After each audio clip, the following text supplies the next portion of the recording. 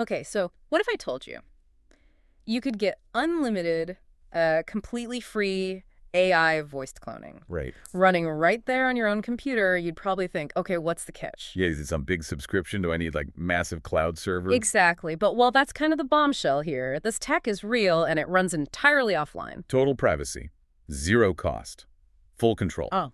It's like having your own voice cloning lab right there on your desktop or laptop. Welcome to the deep dive. Hey, everyone. Our goal today, really, is to give you the essentials. We're pulling out the key info you need to actually use this local AI. Yep, we'll cover how the tools work, Yeah. the mechanics, but also, critically, the sort of non-negotiable rules, the ethics around voice replication. We're going to talk about how this changes content creation, Huge changes. introduce you to the platform you need, it's called Pinokio, Mm-hmm. and then get into the really cool stuff, the pro moves, those advanced settings that take your clone from good to, well, basically perfect. Let's dive in. So let's start with why this even matters. Mm. Because it's not some, expensive corporate thing anymore. Not at all. Our sources are clear. AI voice cloning. It works, it's accessible now, and it's genuinely changing how creators work. It's a massive creative unlock. Yep. Sure, you can make unique character voices, that's fun. Right. But the real power, I think it's automating your own workflow. Clone your own voice once, Mm-hmm. and boom, you never have to record that same boring intro or outro or promo read ever again. Think about that. And the consistency part? That's huge.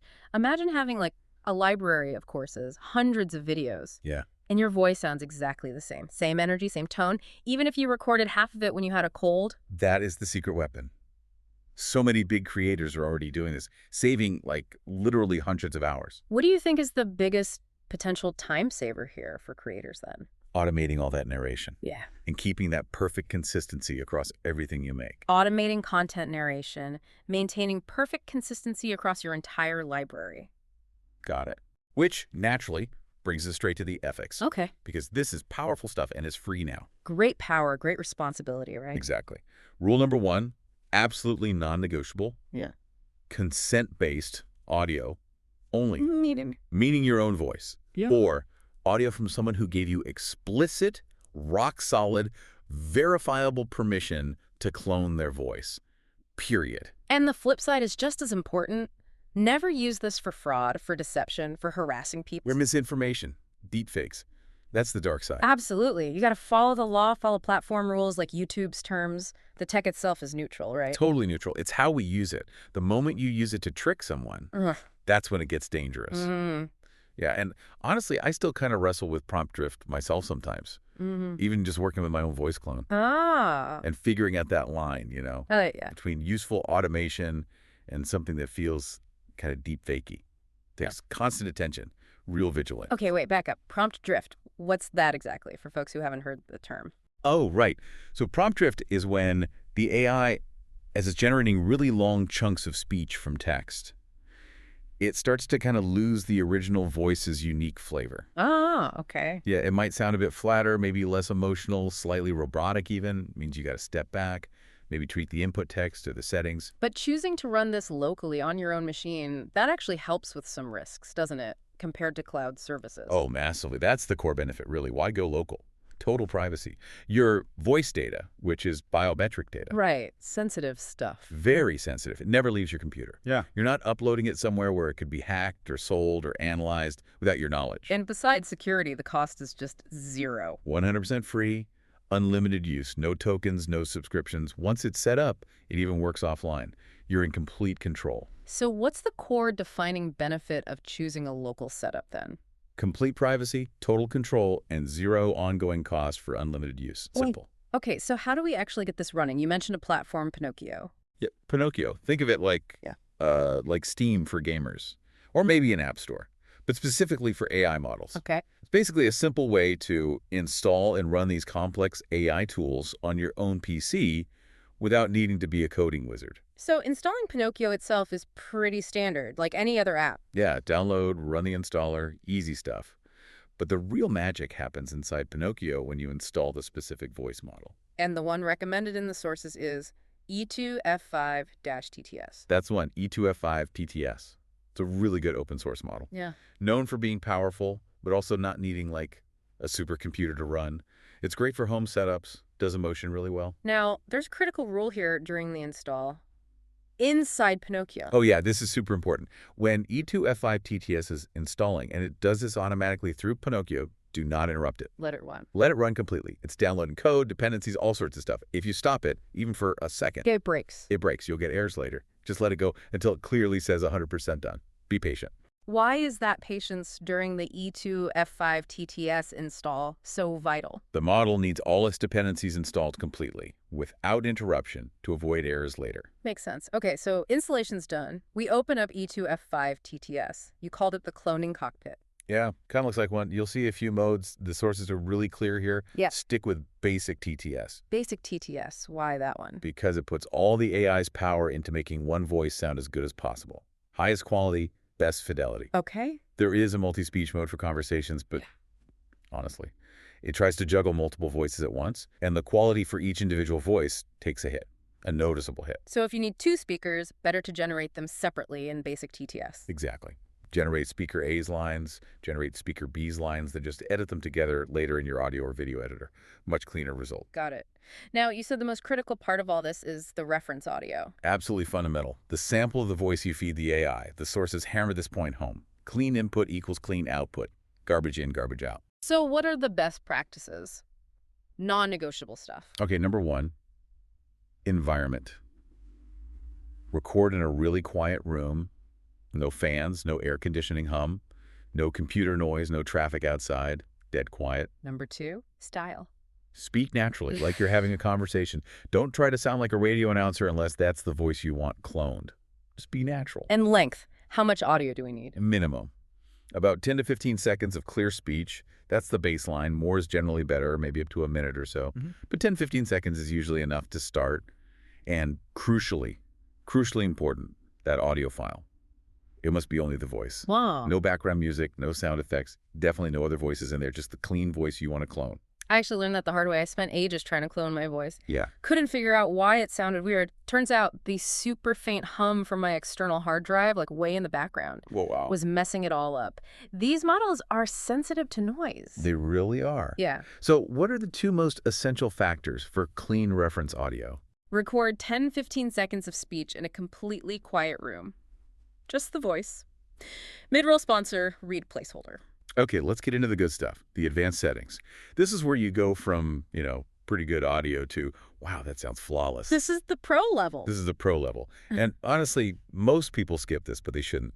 First, easy win, text preparation. Just typing the script carefully. More than that, punctuation. The AI actually reads the punctuation to figure out tone and pacing.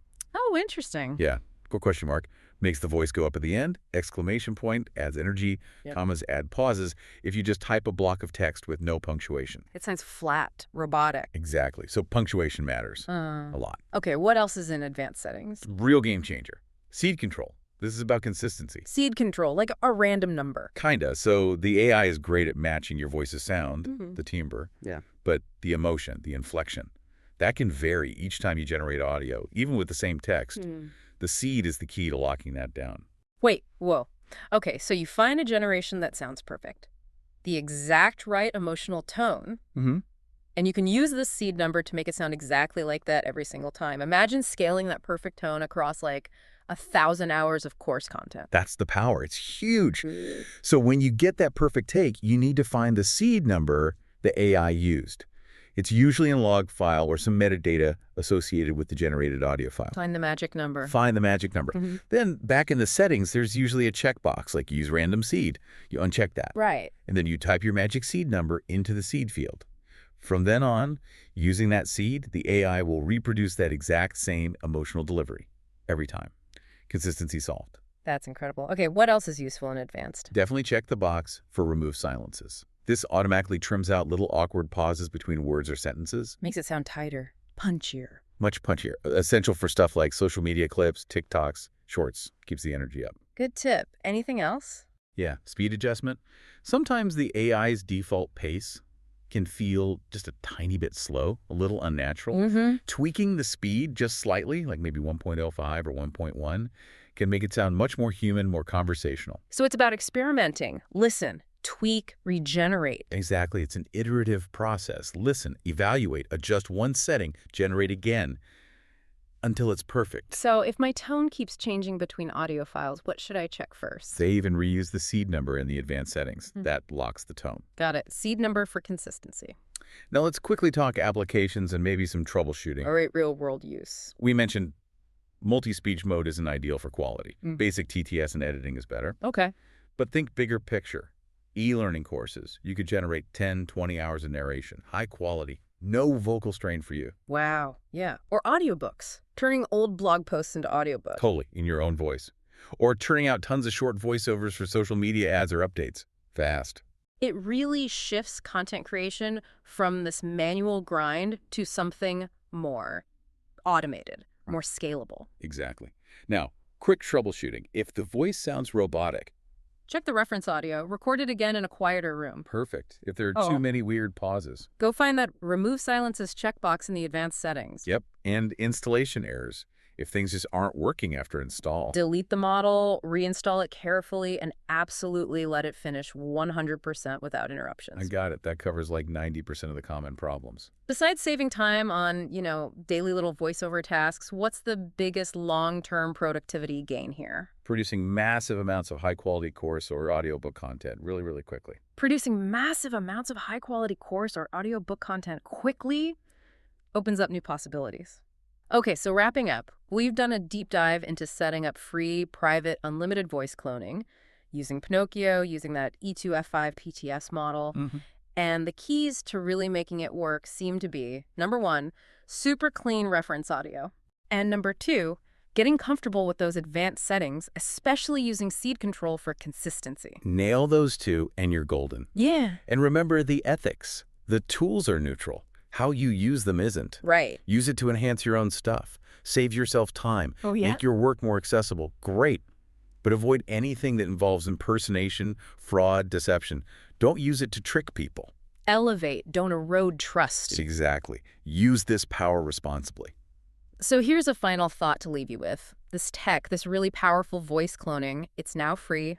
It runs locally. Anyone with a decent computer can use it. Yeah, the barrier to entry just vanished.